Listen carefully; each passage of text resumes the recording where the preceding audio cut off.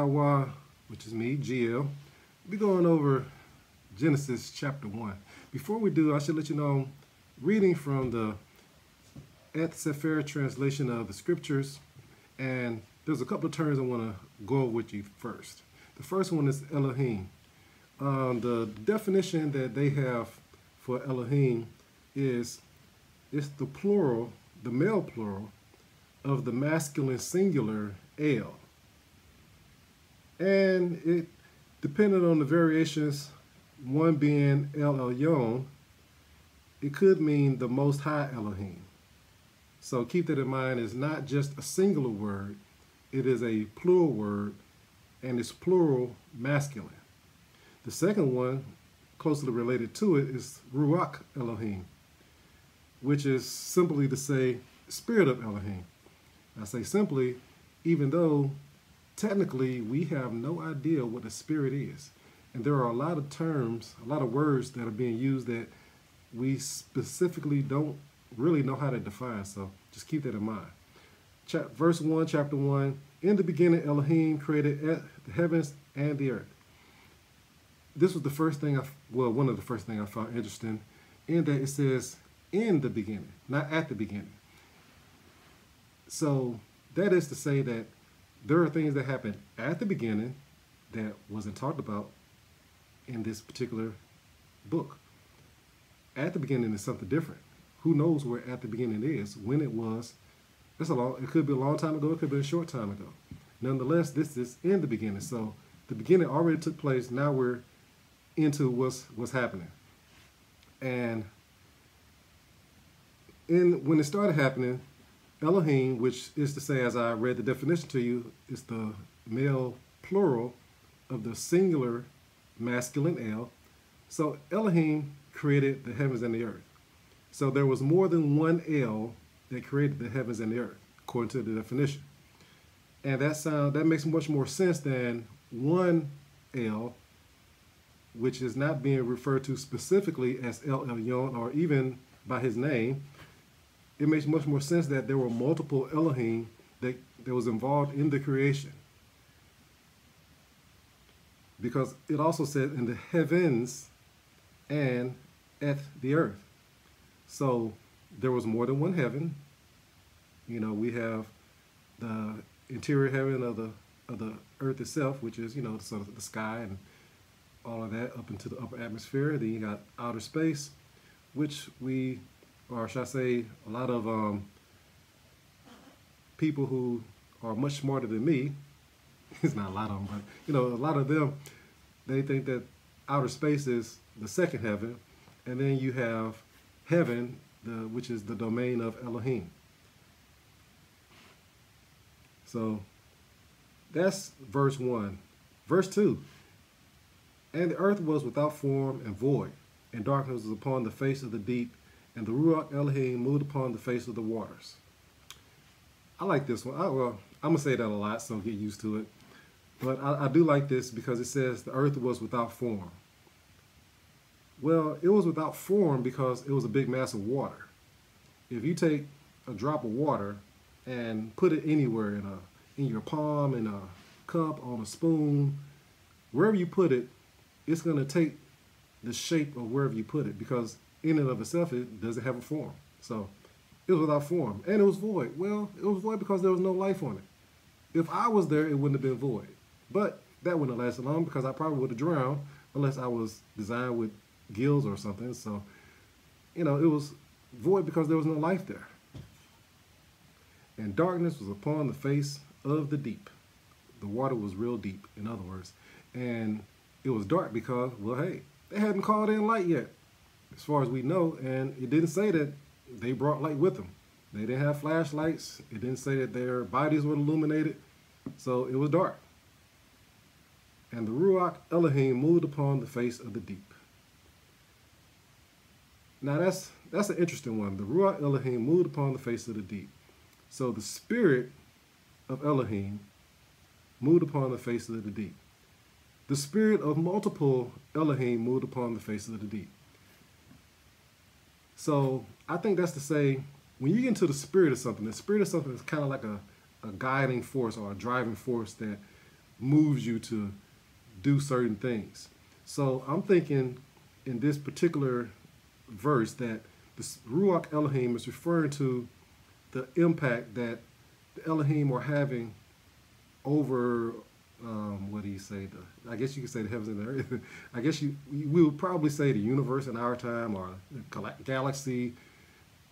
But nonetheless, it'll be the Elohim's influence was upon, everything that's here and everything that's going on.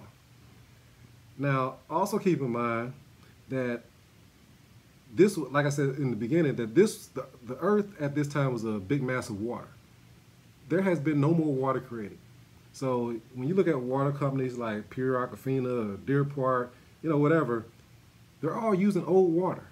They may clean it or have some kind of purification system, and say how special it is, but it's all old water. The planet Earth is about, 6,000 or so years old as far as some of the people who calculations I trust is concerned. These people talking about this is billions and millions of years old. I don't believe that. I have a closer affinity with how Scripture says it is. Nonetheless, all this water is old. So when you take a bath, you're bathing in old water. It's been cleaned a little bit, but it's old. When you drink it, it's old water. The water in your body is old. Hey, that makes you kind of old too, technically, Anyway, verse 3. And Elohim said, "Let there be light." And there was light. So, first I want to point out all these following verses, well, most of them, it may be all of them, I don't remember, but they start "and."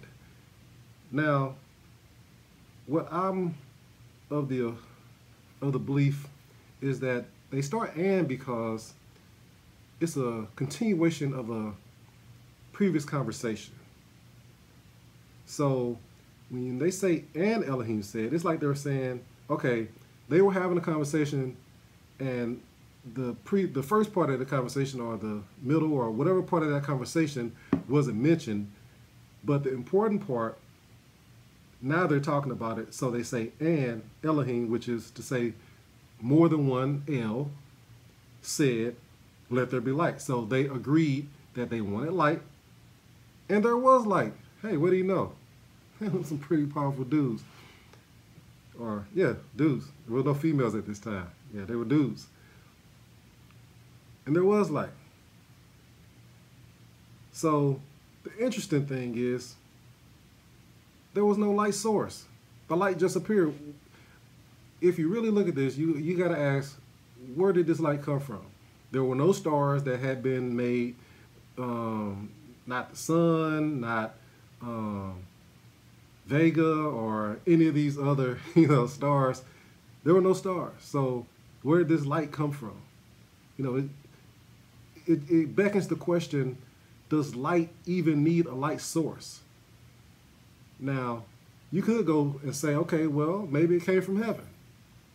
Well, this is still in the beginning.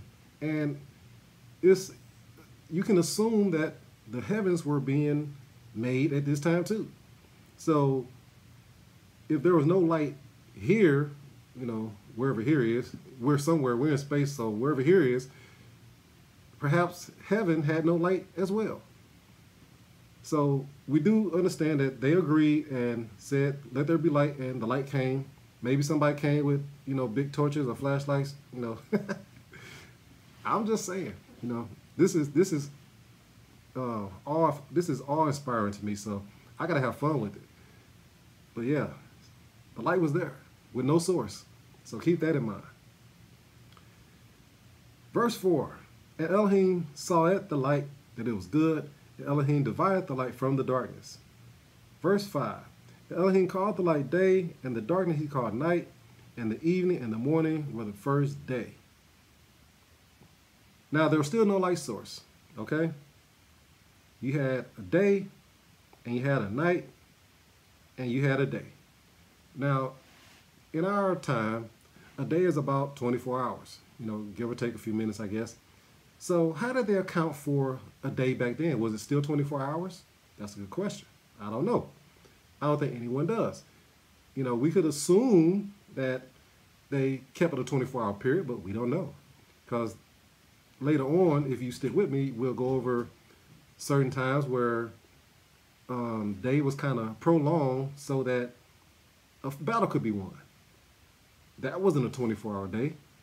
So who's to say that a day has to be 24 hours? It could be longer, it could be shorter. You go to another planet where it spins slower, the day on that planet is longer. Or you go to a smaller planet that has a faster rotation, it's a shorter day. So we don't know what the length of time for a day was at this time. It could have been very long. It could have been, 100 hours or 1,000 hours for one day. They were doing a lot of work. It took a long time, I would think, to get the work done. So